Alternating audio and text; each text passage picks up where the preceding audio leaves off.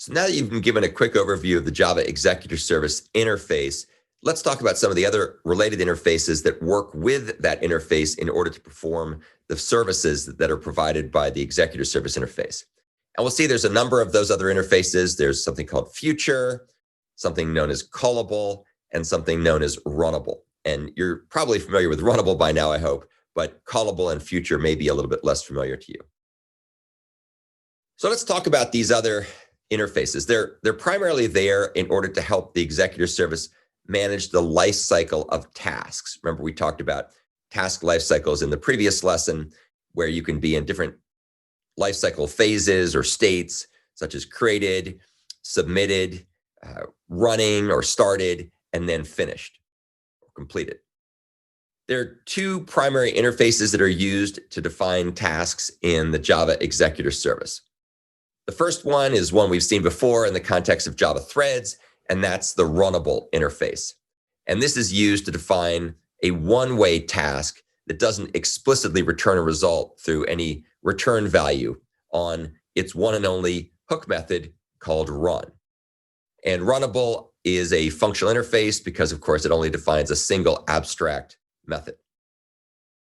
The other way of defining a task is known as Callable. And this is used to define two-way tasks that can return a result. Callable is also a functional interface. It just has a method called call instead of a method called run, as Runnable does. And as you can see, Callable is also parameterized by the type of the return value. We typically use Callable in order to implement so-called two-way async tasks or asynchronous tasks. A good example of an async task in real life is mailing a letter. Remember back in the day when people used to mail letters to each other as opposed to send emails or texting or instant messaging and so on. And when you would mail someone a letter, then typically at some point, if the letter warranted a response, you get a reply. And those were clearly asynchronous. You wouldn't stand sort of neurotically by your mailbox after you dropped the letter waiting for the response to come back. You would go about your business, and at some point later, you'd get a response. You can use Callable to implement the active object pattern. Now, when we talked earlier about the executor interface, I talked about how we used runnables in order to implement either the command pattern or more specifically the command processor pattern. And those are patterns that are about one-way communication. The active object pattern is used to decouple the thread that invokes a method from the thread that executes the method. And so as we'll see here, when you submit a task to be run with the Executor Service, a two-way async task, one thread creates the task and hands it off to the Executor Service, and then the Executor Service goes ahead and executes it in a different thread of control than the thread that gave it the work to do. And you can read more about the active object pattern here in the link at the bottom of the slide. It's also something that appears in my book on pattern-oriented software architecture. That's a good read as well.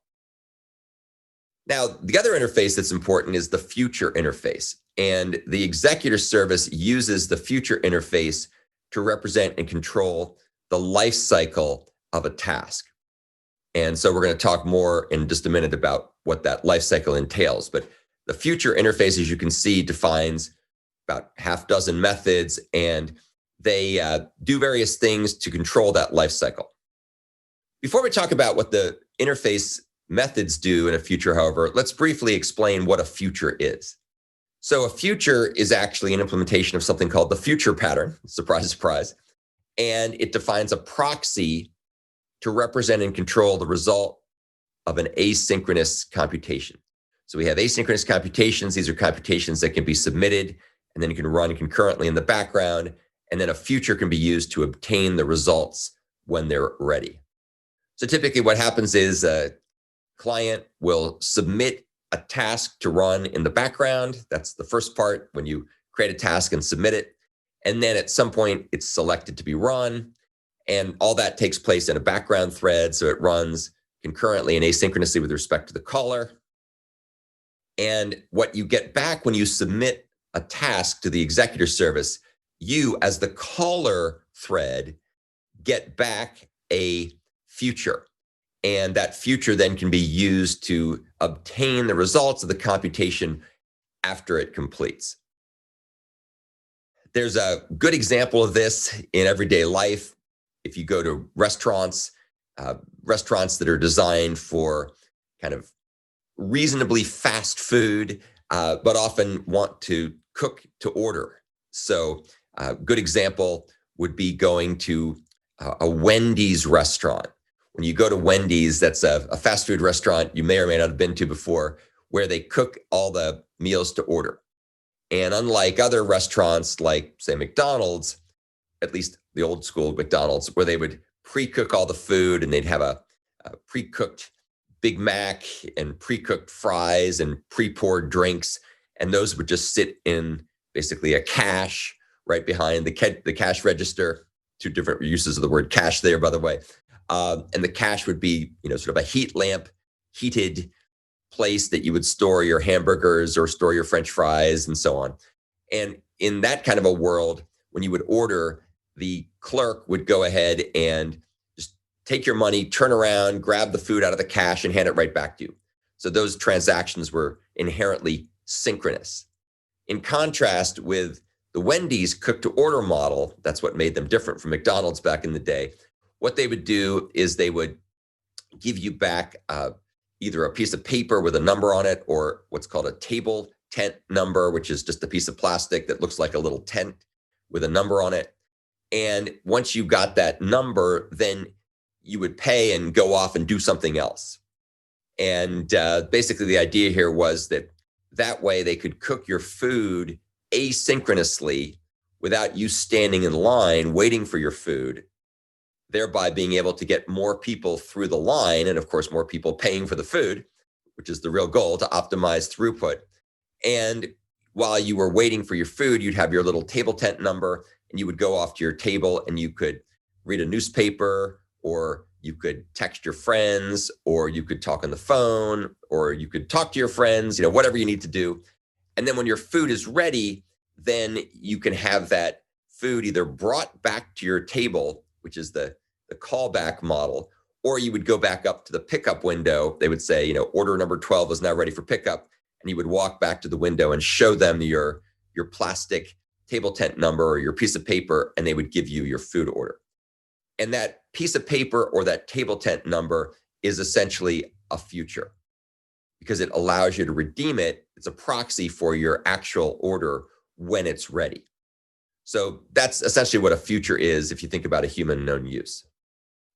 Now, when we start talking about computer software, we don't have to worry about the way the table tent numbers work and so on. But what we do is we have a way to be able to get back an object that's called a future, and then we can do things with it in order to be able to control the computation that's running asynchronously. And for Java futures, there's an interface called future, and that has 5 methods associated with it. So let's talk about those different methods and see how they get used.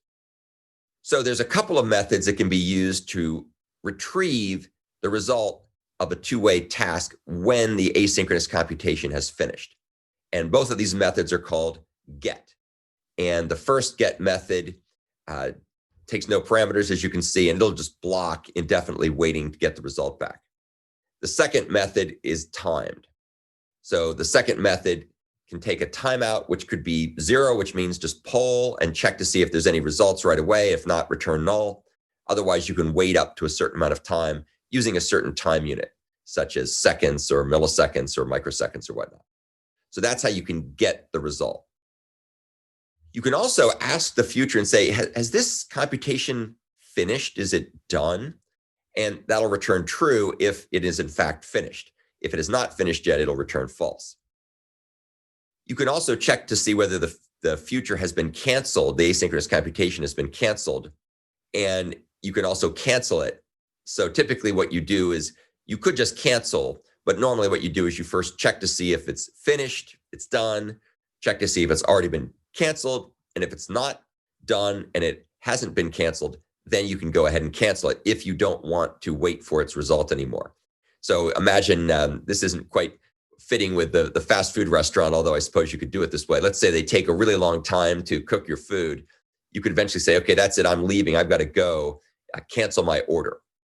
And so that's typically more common if you say go to a doctor's appointment or something and they're just taking forever to see you, you say, I'm going to cancel my visit. I'll come back later. So that's kind of how you cancel the visit. So those are the 5 things you can do with a future. You can get the results either by blocking or polling or doing what's called timed waiting. You can check to see if the computation is finished. You can check to see if the computation is canceled. And then you can also cancel that particular computation. So those are the 5 things you can do with a future. Now, that raises the next question. How do you submit a task to start running asynchronously, and how do you get that future in the first place? Well, the way you do that in Java using the executor service is you submit a task. So you can submit a task, and that will queue up the task to be run in a thread in the thread pool, and you'll get a future back when you call submit. So let's kind of walk through those steps so you can get a better feeling for how this works in practice. So first of all, if you want to compute something in an executor service, you have to find an implementation of said service. And there's various ways that come built in, as we've talked about before. So you can make a new fixed thread pool with some max number of threads, as we do here. You could also use other ways of making the thread pool, like a cache thread pool or a fork join pool and so on. And after you've got the executor service interface reference, then what you can do is you can go ahead and submit a task or tasks to run. So here you can see we're going to make ourselves a task. This task is going to multiply 2 big fractions together. And you'll see how this works in just a second. But those big fractions are going to be multiplied, and we want that to run in the background because it could take a while to multiply big fractions. So we go ahead and submit the task, as you can see, by calling the submit method on the executor service. And what submit returns is it returns a future, which again is this proxy that can be used to manage the life cycle of the task after it's been submitted to run in the background. And we'll talk more about this when we get into the discussions about Java future task and future runnable and all that kind of good stuff. So at this point, the task that's been submitted will eventually get run by a thread in whatever pool you've associated with the executor service interface. Just for the sake of discussion, let's assume it's a fixed size thread pool. So there's n threads, and maybe 4, just to make it concrete. And one of those threads will pull off the request from the queue, and we'll go ahead and essentially call the call method on the task. So a callable has a call method. And as you can see, that call method, which we implement here using a lambda expression, will go ahead and create 2 big fractions with f1 and f2 being the fraction input, and it'll multiply those 2 things together. Now, the calling thread or some other thread that has access to the future that's returned by submit can then make a call to retrieve or redeem the result that's referenced by the future. So in this particular case, we're going to call get, which will just block until that asynchronous computation finishes either successfully or unsuccessfully. Get can either block, as we saw here, or you can also do what's called a timed poll, where you can pass in a timeout, which could be 0, which means just check to see if the result's done and return null if it's not. Or it could say, wait up to 10 seconds, or wait up to 2 seconds, or wait up to 100 milliseconds, or whatever the appropriate time duration is to wait for the result to come back. If it doesn't come back in that amount of time, then you'll get a null back. One of the interesting things about making a bunch of method invocations by submitting them to the executor service is because they run asynchronously, the results can come back in a different order than the original calls were made. So you might end up invoking or submitting 3 tasks, task 1, task 2, task 3, but depending on various factors, such as how long they take to run, the results could come back in a different order than 1, 2, 3. It can come back 2, 3, 1, or 1, 3, 2, or 3, 2, 1, or whatever. You could come back in a different order. And sometimes that doesn't matter. Sometimes it matters, but you just have to be aware of that. Futures are also part of the active object pattern. So if you go take a look at the active object pattern that we wrote back in the day, you'll see that when you invoke an operation on an active object, you get back a future. And so while the computation is running in some thread in either a pool of threads or just a single thread that's running inside the active object, the client can get that future and then decide what to do with it. It can either immediately block, in which case just make a 2-way call that's synchronous, or more likely it'll go off and do some other things and then redeem that value at some point down the road. There are other variants of future that are applied to implement the executor service internally. So we'll talk about these a little bit later in more detail, but there's something called a future task, and that's actually what's used to perform the computations in the background and get the results back to the future. So future task is actually a very powerful class. We'll take a look and see how that works later. But basically, it's used to run something and then get the result back to the future. And there's also something else called Runnable Future, which has a run hook method. And this is what's also used in part of the implementation of future task in order to be able to perform operations that are both runnables and futures. So if you were to take a look at Runnable Future, you'd see that Runnable Future implements, or rather extends, the runnable interface, and it also extends the future interface. So it's got a little bit of both. And we'll talk about these things when we get more into the implementation of the executor service down the road, especially when we talk about the executor completion service, which is a really cool enhancement to the executor service that allows support for yet other patterns like the proactor pattern. There's also another form of future that's come in more modern versions of Java, and this is called a completable future.